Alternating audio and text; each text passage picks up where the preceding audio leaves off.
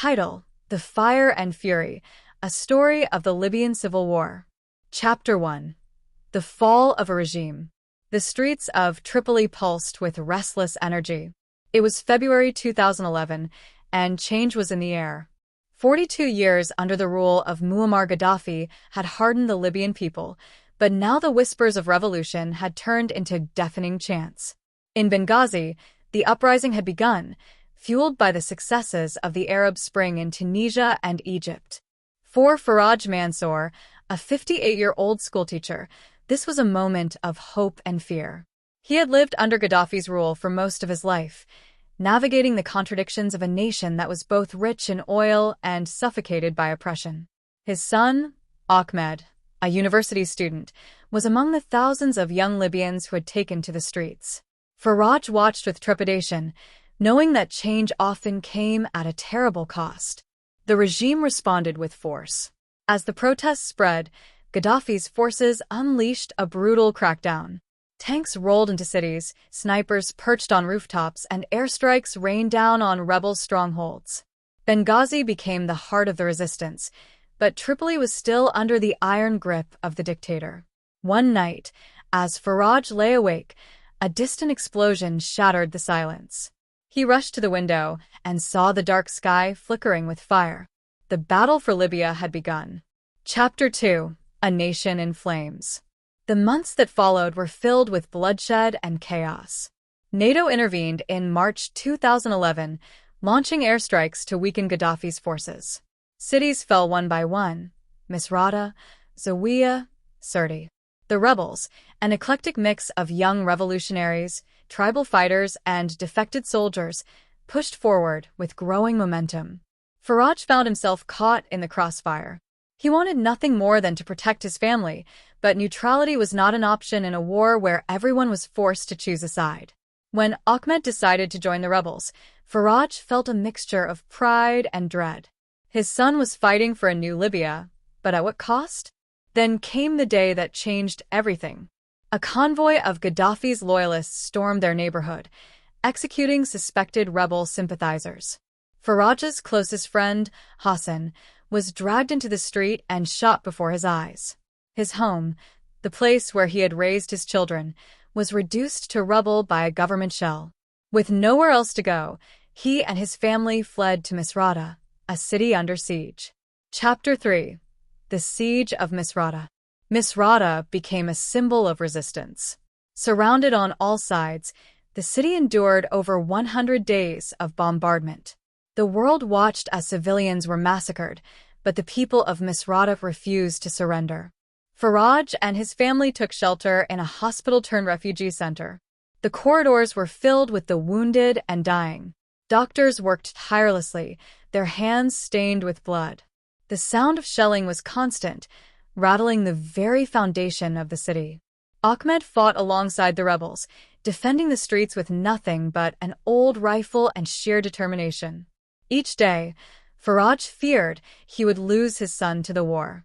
One evening, a group of men arrived at the hospital carrying a bloodied young fighter. It was Ahmed. Faraj's heart pounded as he ran to his son's side. Ahmed had been shot in the leg during a firefight. The doctors assured him that he would survive, but Faraj knew that this war had already stolen too much from them. Chapter 4. The Death of a Dictator. By October 2011, Gaddafi's regime was crumbling. The rebels had taken control of most of Libya, and the dictator himself was on the run.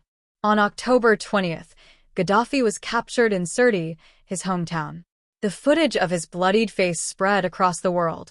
One of the most infamous leaders of the modern era had met his end in the most brutal way.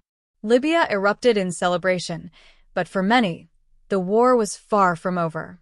Faraj and his family returned to Tripoli, hoping to rebuild their lives. But as the dust settled, a new storm was brewing. Chapter 5. A Fractured Nation. The end of Gaddafi did not bring peace. Instead, Libya descended into anarchy.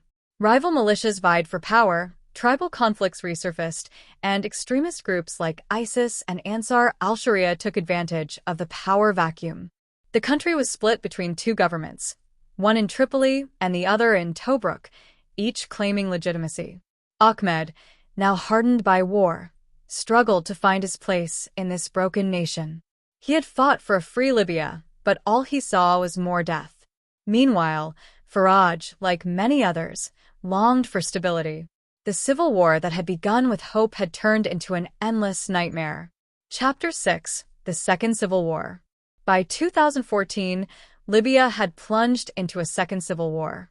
The UN attempted peace talks, but foreign powers had their own interests. Turkey, Russia, Egypt, and the UAE fueled the conflict by backing different factions. The war became not just Libyan, but international. Tripoli was once again a battlefield. Explosions rocked the capital as General Khalifa Haftar's forces launched an offensive against the government of National Accord (GNA). Faraj had seen enough war for a lifetime. He made a difficult choice. He would flee Libya. With his wife and grandchildren, he embarked on a perilous journey across the Mediterranean, joining thousands of other refugees seeking asylum in Europe. But Ahmed refused to leave. "I can't abandon Libya," he said. "I fought for this country. I will die for it." And so, they parted ways, one seeking refuge, the other bound to a land drowning in blood. Epilogue: the war that never ends. Years passed, but Libya remained a land of turmoil. Foreign mercenaries roamed its cities, warlords divided its lands, and its people, those who had once dreamt of freedom, were left to suffer the consequences of a revolution turned catastrophe. Faraj, now an old man in a foreign land, watched the news with a heavy heart. Libya was still at war. Ahmed had disappeared, lost in the never-ending conflict.